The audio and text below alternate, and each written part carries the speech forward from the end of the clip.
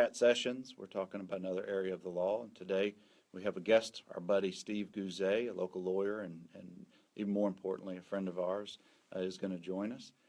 In the past, y'all have seen our videos, and we sure appreciate you stopping by either now or later on at your convenience. We've talked about a whole bunch of areas of the law. Workers' comp is the main focus, and today we're going to be talking about retaliatory discharge cases, which are under the work comp laws of Alabama, and Steve has extensive experience in those cases, and we're going to talk with him for a few minutes. If you would, Steve, just introduce yourself, and we sure appreciate you coming on today. Sure. Thanks, Bernard. I'm Steve Goozee. Actually celebrated my 30th year in practice this weekend. Attaboy. So April Awesome. 30th was my 30th anniversary. I used to be in a firm, and actually the same firm kind of morphed over the years. Became a solo practitioner in 2007. But I've always concentrated on personal injury law and in particular workers' compensation and on-the-job injuries and cases that come from that. And one of the types of cases that we're going to talk about today is called retaliatory discharge, which is a unique tort in our state, and we'll talk about the reasons for that. Okay. Well, let's get into it for just a few minutes. We all know that the laws in Alabama are not terribly favorable for injured workers and employees in our state. Steve, take a minute and kind of describe what it means to be an at-will employment state. The old slogan is, if I had a nickel for every time I gave this speech to people that said, hey, I got fired, what can I do?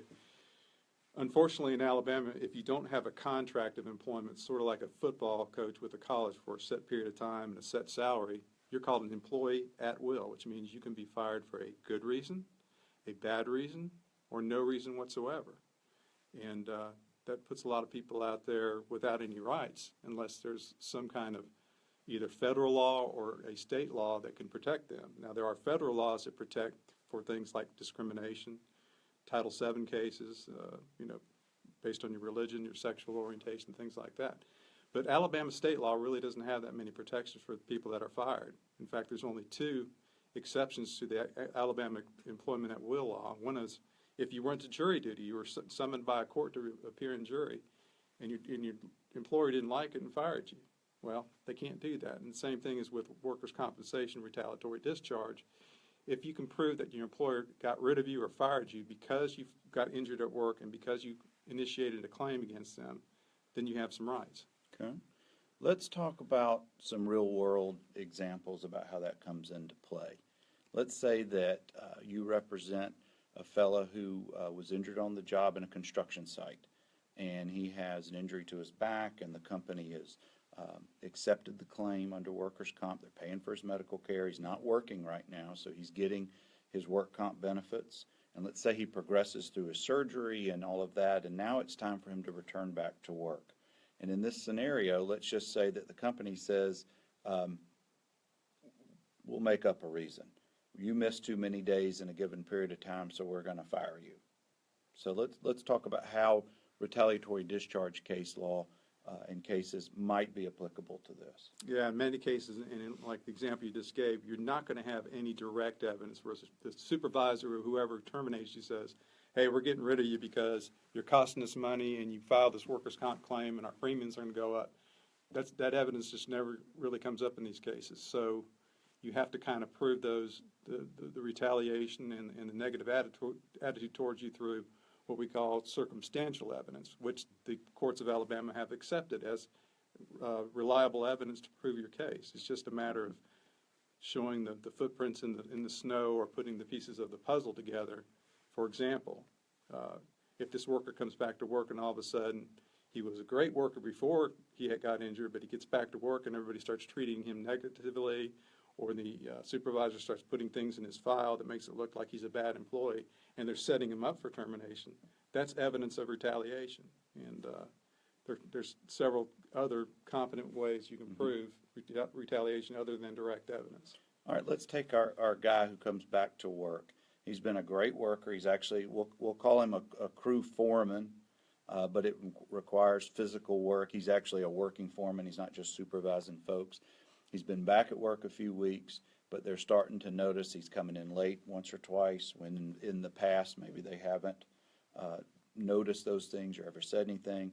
They call him in for a meeting, And I want you to take over this example about how this then evolves into potentially the retaliation case. Yeah, that's exactly what usually does happen in these cases. It's not a single act of retaliation. It's usually like, okay, you're not coming to work in time, you're not working as quick as you used to be able to, things like that. They might put stuff in your personnel file like we talked about before that starts building up a record against you to give them a reason to retaliate and fire you that really is kind of a made-up reason. Explain to the folks who watch this, Steve, what the term solely means from a termination context. The key element in this, and what we're going to call this a tort, which is a civil wrong, is that you have to prove that the sole reason you were terminated was because you brought this workers' compensation claim. And that's a really hard thing to prove because the employer can always come up with different types of reasons, which we call pretexts, or just bad reasons to fire you, which take the solely element out of it. But most cases are lost because the worker was not able to prove that he was fired solely because of the workers' comp claim. Now, a lot of these cases also go hand in hand with someone carrying a workers' compensation case at the same time. But let's talk for just a minute about the differences between the work comp lawsuit and trial versus potentially the retaliatory discharge trial.